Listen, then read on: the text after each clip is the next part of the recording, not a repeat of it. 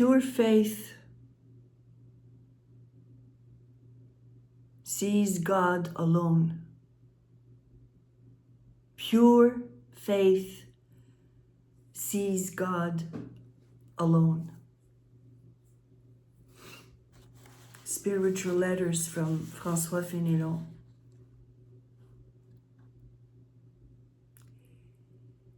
Be not anxious about the future. It is opposed to grace.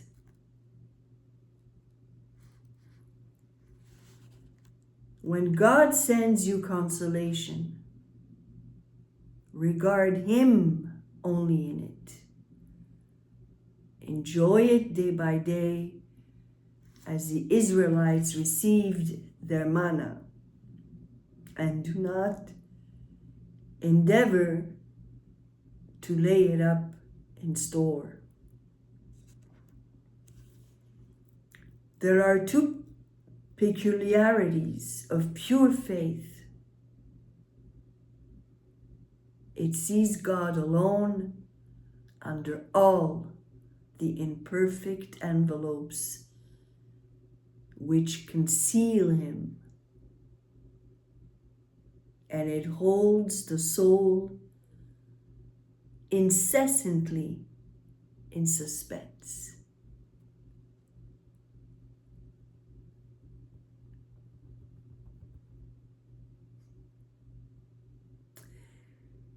So when something annoys us, when something frustrates us,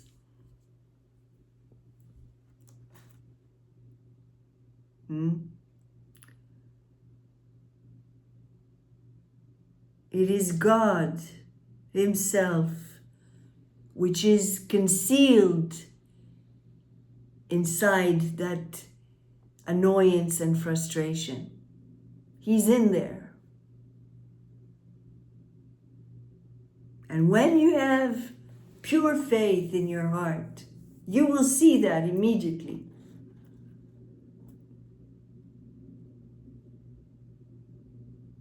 And then you won't be disturbed anymore.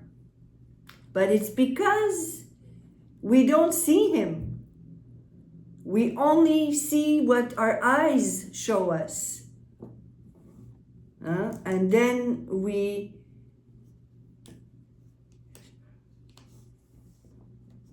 think for ourselves.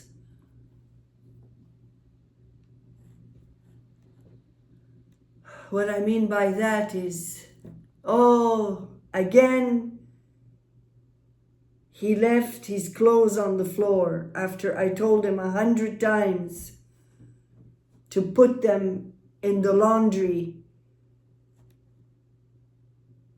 basket.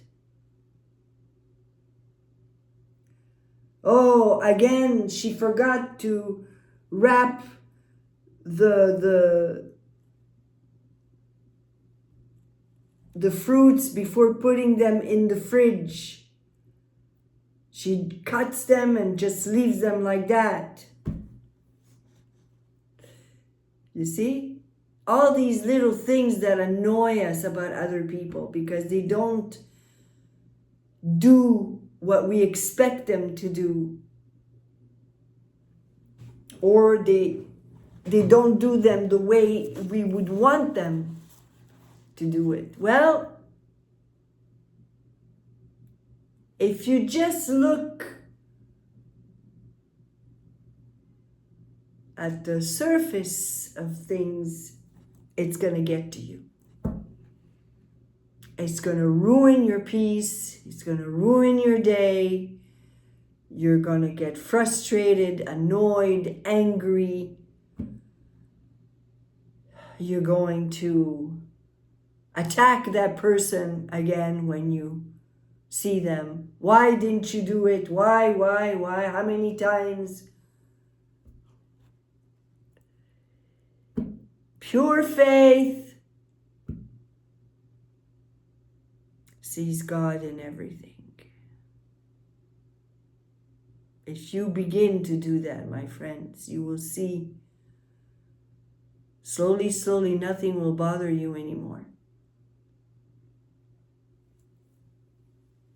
It's a training. It's a spiritual training.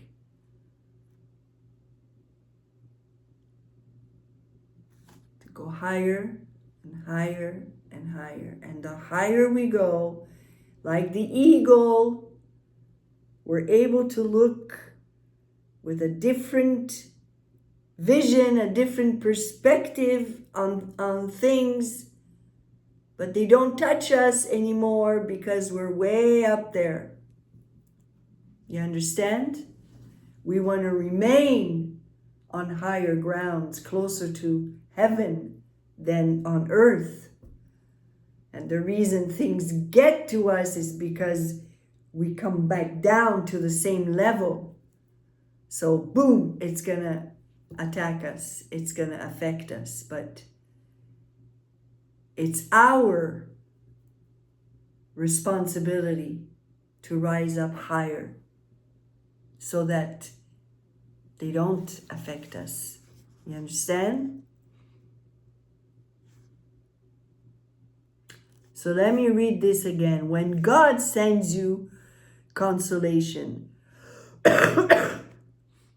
regard Him only in it. Enjoy it day by day as the Israelites received their manna. And do not endeavor to lay it up in store. Okay, there are two peculiarities of pure faith. There we go. It sees God alone under all the imperfect envelopes which conceal Him, and it holds the soul incessantly in suspense. We are kept constantly in the air, right? Without being suffered to touch a foot to solid ground. The comfort of the present instant, the comfort of the present instant will be wholly inappropriate to the next.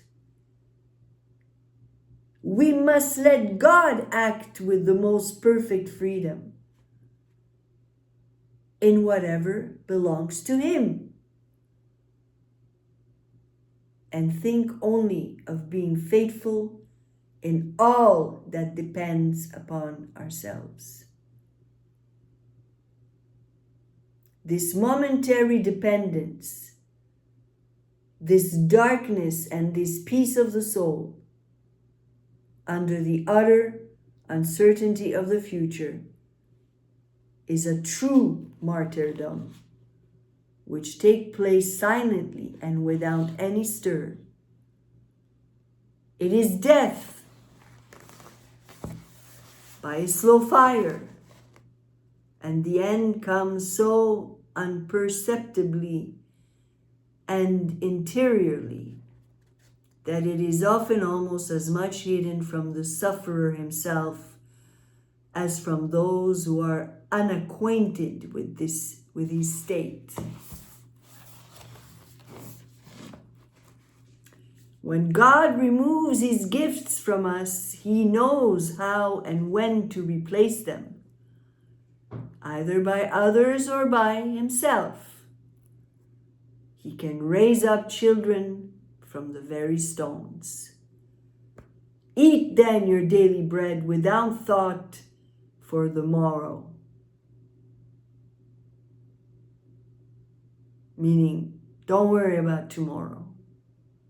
Eat what's given to you today. Matthew 6:34, sufficient unto the day is the evil thereof. Tomorrow will take thought for the things of itself. He who feeds you today is the same to whom you will look for food tomorrow. Manna shall fall again from heaven in the midst of the desert, before the children of God shall want any good thing. We don't need to tell God anything about what we need, what we require. He knows. What we need to do is to be content, to appreciate everything without any complaint. What happened to the Israelites? Why were they kept longer in the desert, you think? Because they didn't appreciate what the Lord was giving them. Again, manna, again. You know, we should have stayed in Egypt. At least we had spices and this and that. Can you imagine? This is how ungrateful human beings are. How blind we can be to the blessings that God bestows on us. It can stare us in the face and we don't see it. Because all we see is ourselves. I, me, myself, and I. There's an expression, a French expression. Il se regarde le nombril. Meaning, people only look at their navel, their own navel, their belly button. They're only centered on themselves. I, me, myself, and I. And they don't see all the blessings that God has showered upon them. And to say, thank you, Lord, thank you, Lord, thank you, Lord.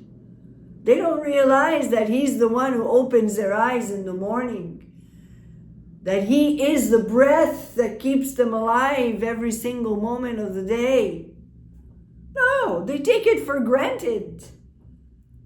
I used to take it for granted.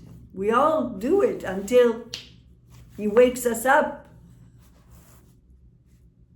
And we realize I would not be here if He did not keep me here.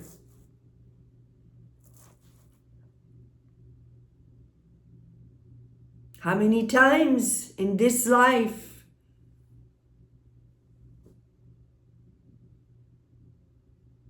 I came close to dying physically? If it weren't for His protections, His miracles to, pull me out of death, I wouldn't be here. It was not my time.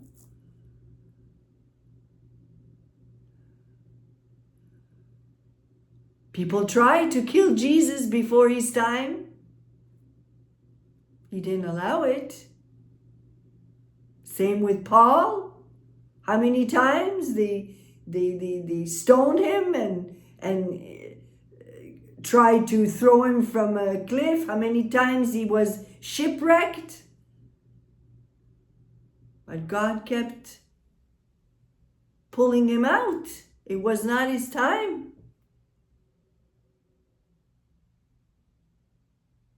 Do we acknowledge all the blessings? Do we appreciate all the blessings? Do we thank Him enough?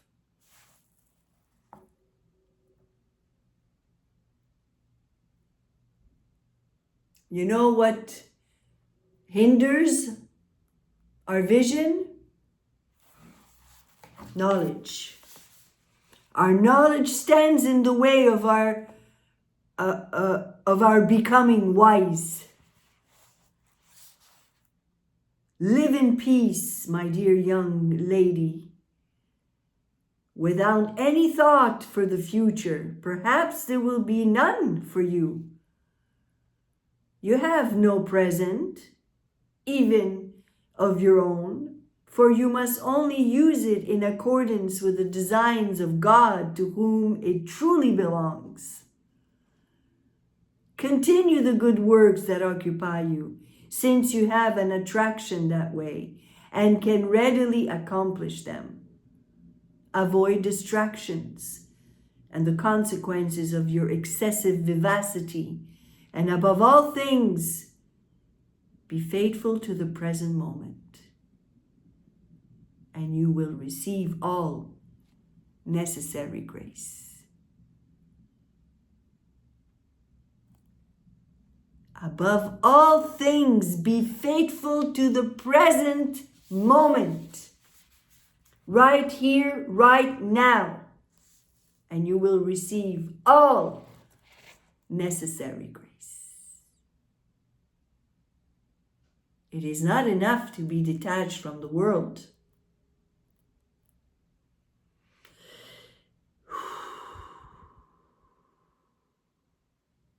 It is not enough to be detached from the world. We must become lowly also. In detachment, we renounce the things without, exterior things. In lowliness, we abandon self.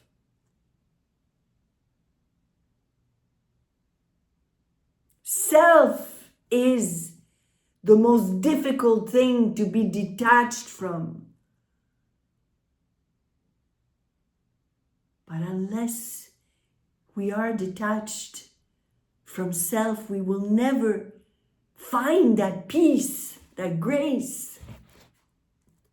Every shadow of perceptible pride must be left behind, and the pride of wisdom and virtue is more dangerous than that of worldly fortune, as it has a show of right and is more refined. Sure, it's easy to get rid of our possessions, material things, give them to the poor, sell them, whatever.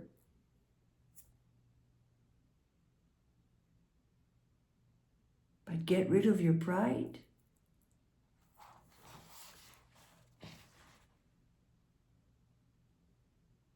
Get rid of your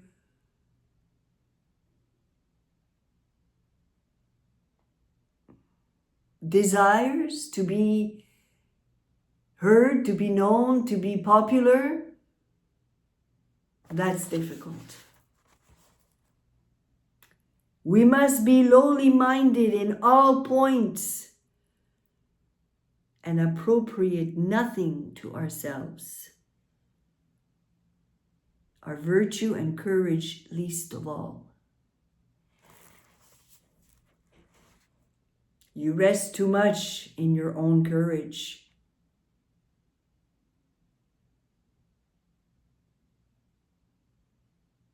In your uprightness. The babe owns nothing. It treats a diamond and an apple the same way. I like this analogy. A baby. You give a baby a diamond. You think he cares that it's a diamond worth maybe millions of dollars? That's how we must be. We must have this innocent purity as an attitude towards everything. The babe owns nothing. Be a babe. Have nothing of your own. Forget yourself. give way on all occasions. Let the smallest be greater than you. That's why I love to work with children. They teach me so much.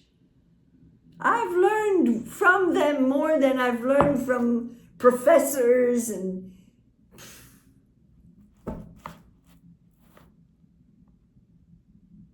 from their innocence, their purity, their simplicity. They live in the moment, you see?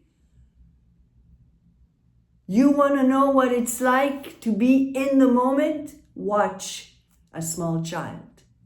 When they play with a toy for hours, you think they're thinking about, oh, what is my mother going to prepare for food? When am I going to eat?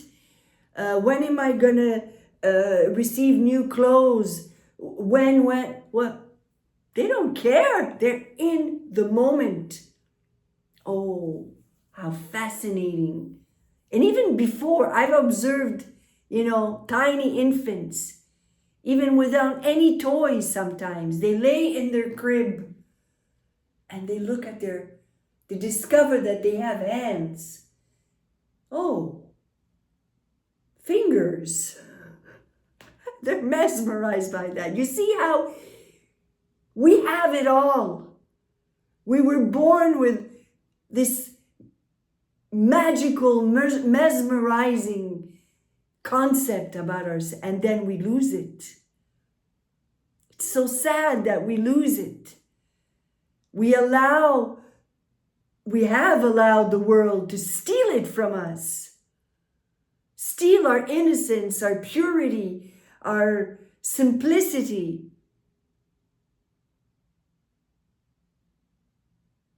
And we're thrown into a mold. You have to be like this, you have to be like that. You have to push yourself, you have to look a certain way. You're too fat, you're too tall, you're too skinny. You need surgery.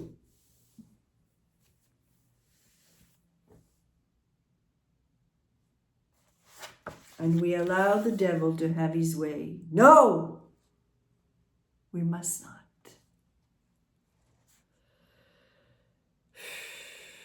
Be like a babe, having nothing of your own. Forget yourself. Give way on all occasions. Let the smallest be greater than you. Pray simply from the heart. From pure love and not from the head, from intellect alone. Don't try to be, what's the word? Eloquent. Oh, thy Lord, and like we hear so many preachers out there who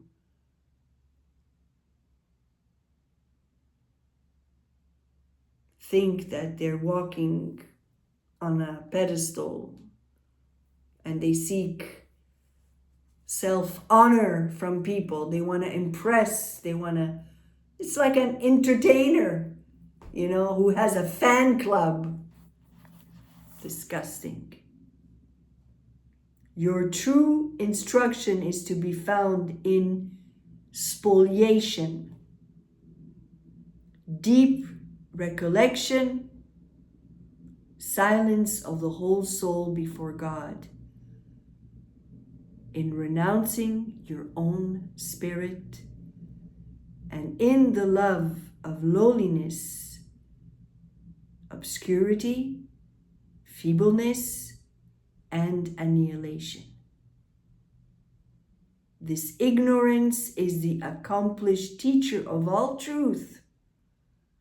Knowledge cannot attain it or can reach it by superficiality.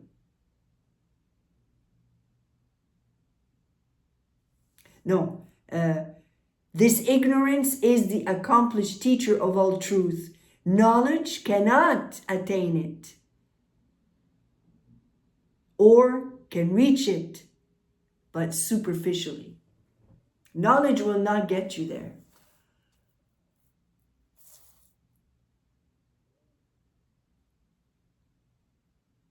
What will get you there is the purity of a babe. Is the renunciation of yourself. It's to stop giving importance to who you are or what you have. And whether you're given a diamond or a rock, you will say, it's the same. I don't care. I don't care about possessions, titles. I don't care about receiving honor. I don't care whether I'm appreciated or not, accepted or not. I'm just in the moment. And I live in the presence of my Father, because that's where He is also. He is in the present. He's not in the past. He's not in my thoughts, future. He's right here. And if I want to be in Him and with Him, I must bring myself to this simple purity. God bless.